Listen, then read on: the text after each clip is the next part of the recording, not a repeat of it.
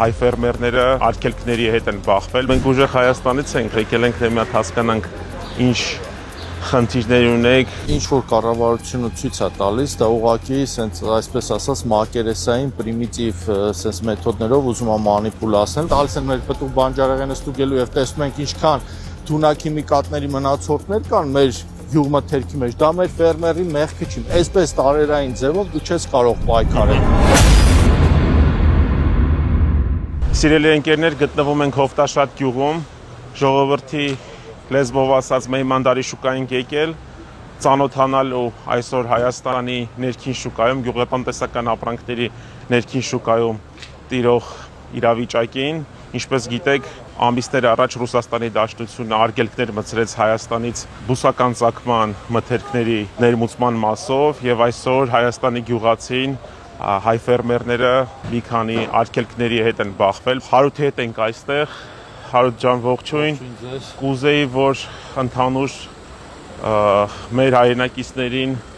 ծանոթացնեիր, ինչպիսի իրավիճակ այսօր ունենք, ինչ խնդիրների հետ է բախվում հայ գյուղացին։ Հիմա որոշ ապրանքների հենց սեզոնն է, որ պետք է ապրանքները արտահանվեին դուրս, սակայն իրավիճակը այդքան էլ լավը չէ, ինչպես հասկանում ենք։ Ուրեմն ինչպես բոլորը գիտեն, մայիսի վերջից սկսեց Ռուսաստանի,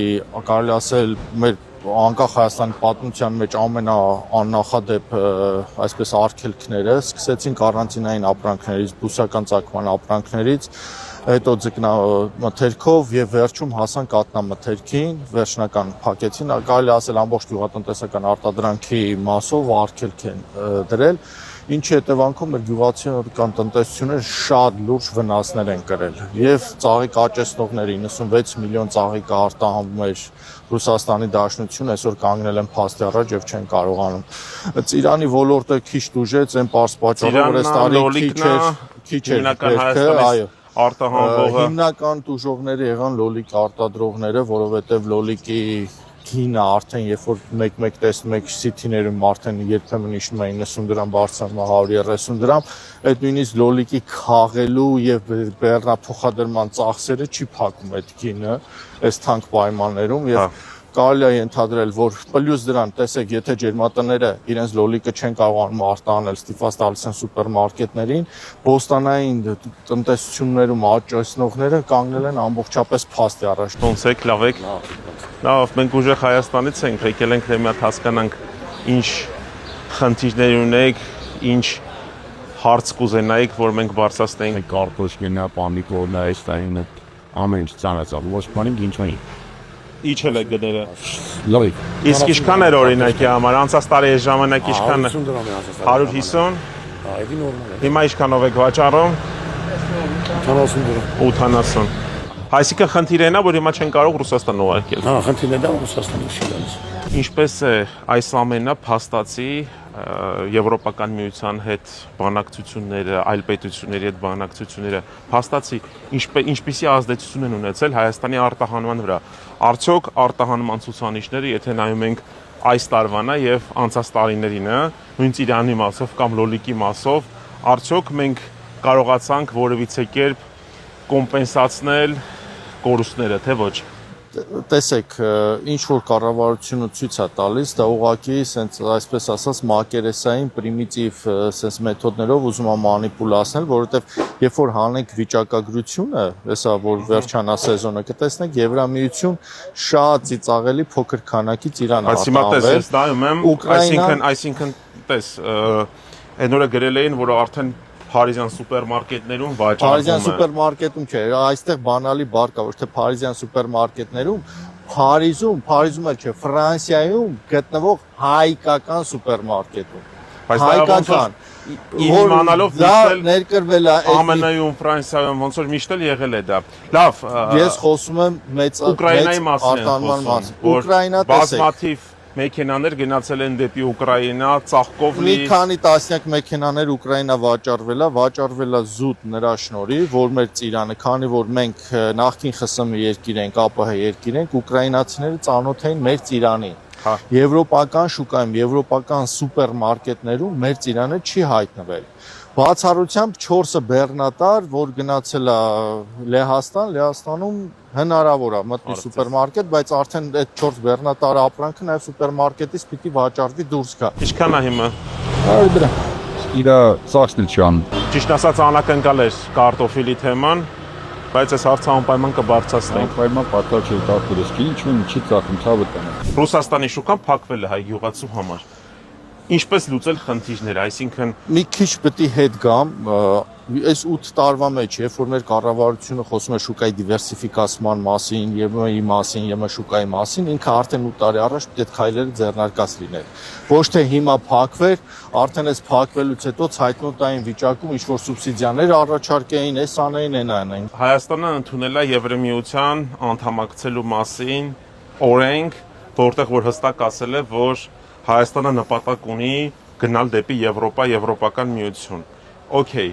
այս շրջանակներում ինչ որ քայլեր, գործուն քայլեր ձեռնարկվել են 8 տարիների ընթացքում, այսինքն ինչա կընկալվում, այսինքն համապատասխան նորմատիվ իրավական բազայի մշակում, սերտիֆիկացիա, լաբորատորիաների հիմնում, ամենակարևորը կայաններ, ապրանք հետագծելիություն, ընդհանուր արտադրության հետագծություն, դա առաջինը նաև մեզ է պետք, մենք որ այսքան առողջապահական խնդիր ունենք, այսքան մենք հիվանդացություն ունենք եւ այլն, եւ տալիս են մեր պտուղ բանջարեղենը ստուգելու եւ տեսնում ենք ինչքան թունաքիմիկատների մնացորդներ կան մեր գյուղմթերքի մեջ, դա մեր ֆերմերի մեղքը չի, մեր ֆերմերը չգիտի այդ պեստիցիդների օգտագործման քանակը եւ այլն, ինքը մտածանուտ Բայց տես կան ֆերմերներ, ես ինքս հետևում եմ մի հայ շատ հետաքրքիր եւ բավական հայտնի ֆերմեր կա, նայում ես, որ վերջին տարիներին Սինգապուր սկսել է ապրանքներ ուղարկել, բոլորս շատ լավ գիտենք Դավիթ Դավթյանին, եթե ինչպես է նա, ես անձամբ հետևում եմ, ծնեբեկը ուղարկել Սինգապուր եւ կարողացել է կանոնավոր արտահանման շղթա կազմակերպել դեպի այդ պետություն։ Հիմա ի՞նչն է խանգարում Հայաստանին, հաշվի առնելով թե դեսպանատներ ունենք շուրջ 10 երևի մի 50-60 պետությունում ունենք, չգիտեմ, ճիշտ ասած չեմ հաշվել, բայց մի քանի տասնյակ պետություններում հաստատ ունենք։ Այդ ամենը կազմակերպել։ Նաև ինչն է հետաքրքիր,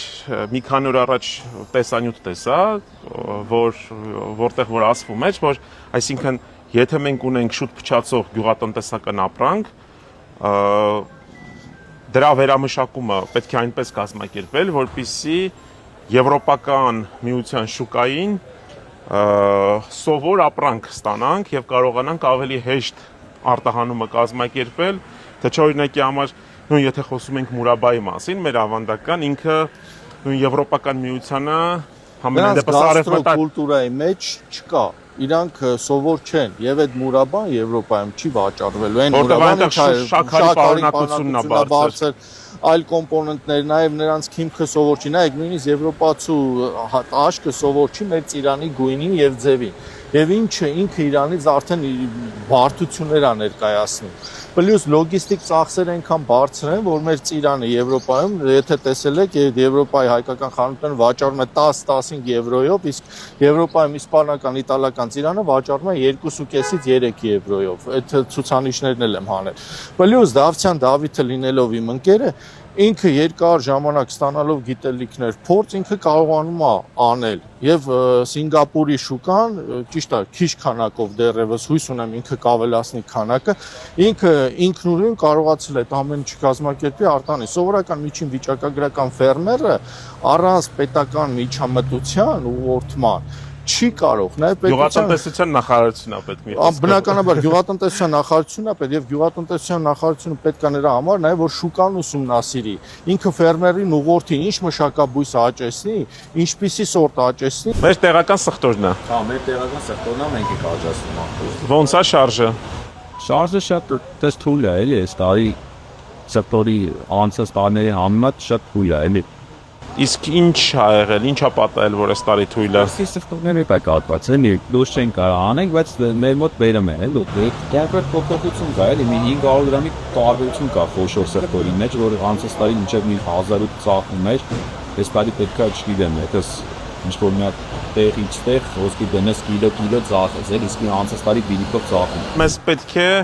ինչ հիմա հստակ։ Մի քանի նախադասությունով խնդրում եմ ամփոփես Լաբորատորիաներ, որոնք արտասահմանյան լաբորատորիաների հետ իդենտիկ են։ Մթերման կայանների հիմնում, որի միջոցով հնարավոր կլինի շատ մեծ քանակի ապրանք հավաքագրել, պահեստավորել, տարայավորել եւ արտահանել։ Հիմա Հայաստանում մթերման կայաններ արդյոք կառուցվում են։ Միտեղ կառուցում են, տեղեկություններ ունեմ, նույնիսկ տեսել եմ, բայց մի հատ Որտեւ ես հիշում եմ դու ասում ես միտեղ, դա էլի մասնավորի, դա պետությունը այդ մթերման կայանը կարելի ասել կապ չունի։ Հովանավորչությամբ չի մի խոսքով։ Պետական հովանավորչությամբ չի եւ այդ մթերման կայանը որ կվերջացնեն, բայց մի մթերման կայանով, որ ասում մի ծաղկով գարուն չի գա, մի մթերման կայանով ամբողջ երկրի գյուղատնտեսության հարց չի լուծվելու։ Ամենակարևորը ապրանքի հետագծելիությունը, այդ թունիկ քիմիկատների հստակ, այսպես ասած,